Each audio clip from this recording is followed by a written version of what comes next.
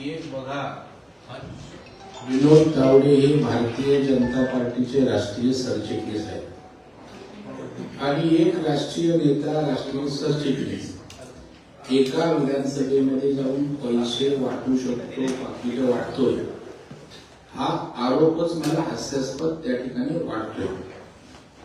आपण बघाल कालपासून महाविकास आघाडीनं या ठिकाणी निवडणूक आपल्या हातातून गेले हे त्यांच्या वर्तनातून, त्यांच्या वागण्यातून दिसून येते। उद्याच्या होणाऱ्या निवडणुकीमध्ये आपला पराभव स्पष्ट समोर दिसतोय। लोकसभेच्या निवडणुकीमध्ये खोटं नॅरेटिव्ह सेट करून लोकांच्या मनामध्ये काही अंशी संभ्रम निर्माण करून महाराष्ट्रात थोडे यश मिळाले। आता या निवडणुकीमध्ये कालपर्यंत प्रचार संपेपर्यंत